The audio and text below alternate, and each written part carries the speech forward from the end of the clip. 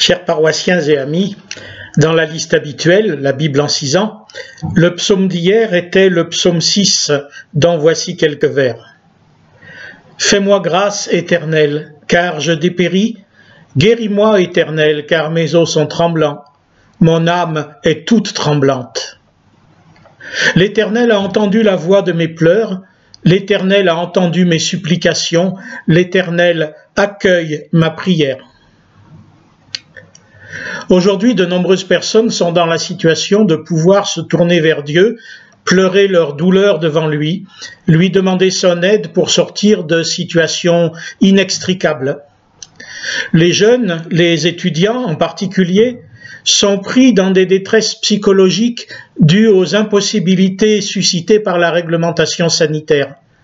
Impossibilité de travailler correctement, d'échanger avec les collègues, de rencontrer les amis, de trouver des stages, d'envisager une éventuelle suite professionnelle.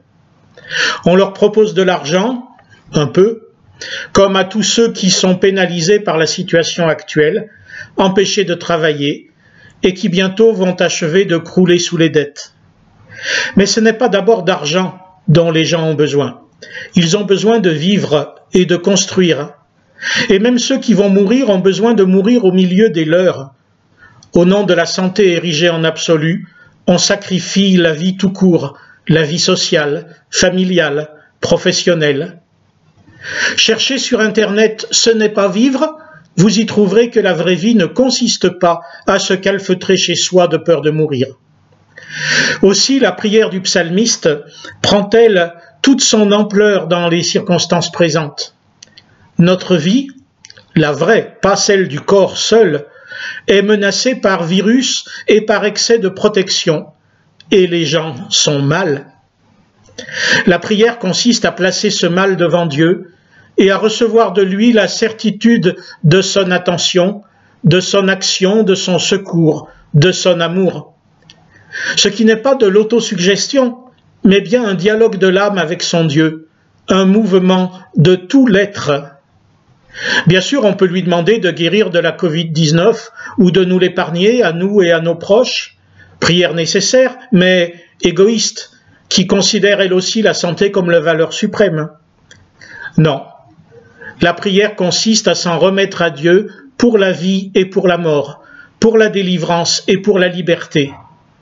Christ est ma vie, écrivait l'apôtre Paul aux chrétiens de Macédoine. Notre prière est là.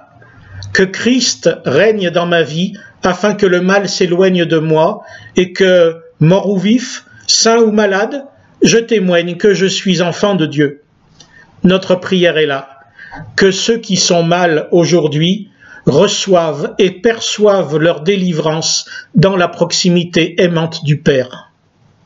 Nous prierons donc pour nos jeunes, nos artistes, nos entrepreneurs, nos restaurateurs, nos pauvres de plus en plus nombreux, et pour tout un chacun, car c'est chaque personne agressée ou traumatisée qui a besoin de délivrance et de se savoir aimer.